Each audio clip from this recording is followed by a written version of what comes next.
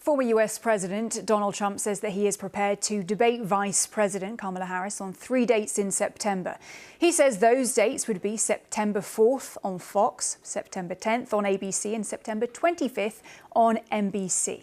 We know that Ms. Harris's camp has agreed to that ABC News debate, but we're yet to hear about the two others. Now, Donald Trump and the Republican Party have spent much of the election campaign pretty confident about winning in November.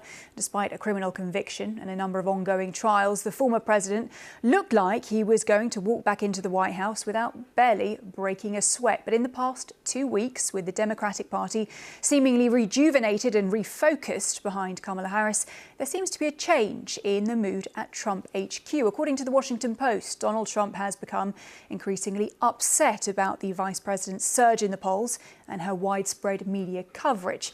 "It's unfair that I beat him, and now I have to beat her too," he reportedly told a close ally last week. In the last hour, he held a press conference from Mar-a-Lago.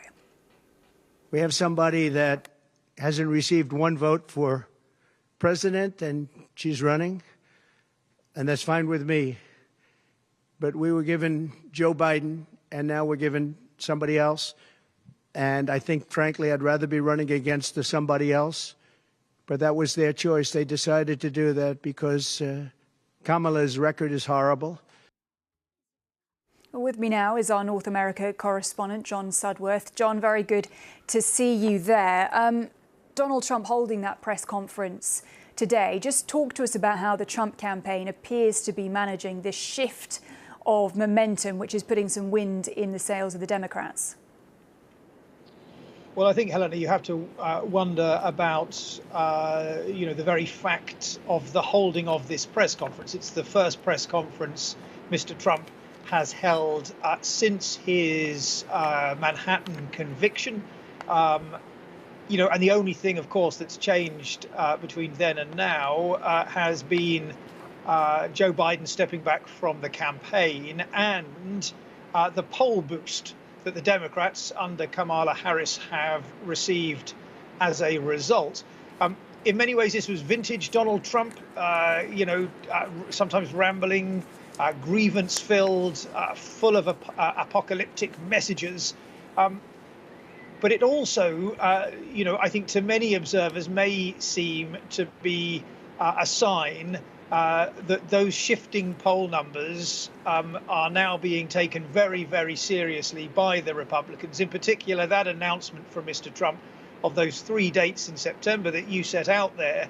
Don't forget, one of those dates with the ABC scheduled debate, he'd already withdrawn from, suggesting he wasn't now going to take part. It is now back on the table, at least as far as he's concerned.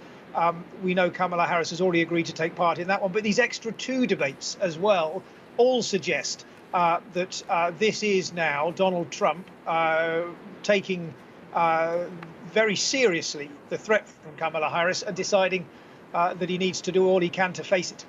And we will indeed have to see whether they do indeed meet on the debate stage once again. We also heard from President Biden speaking to CBS News, saying he wasn't confident there'd be a smooth transition of power if Trump loses. Just tell us briefly more about what the president had to say. Well, he claimed there was a smooth transfer of power last time. Again, very vintage Trump type commentary. I think, all in all, people will possibly see here, as I say, the sign that this is the Republicans feeling the pressure from the Kamala Harris bounce. And in particular, I think, people starting to draw a contrast between the style of Donald Trump and this renewed sense of optimism on the Democrat side. All right, John Sudworth there in New York, our correspondent, watching that latest news conference. John, thank you so very much.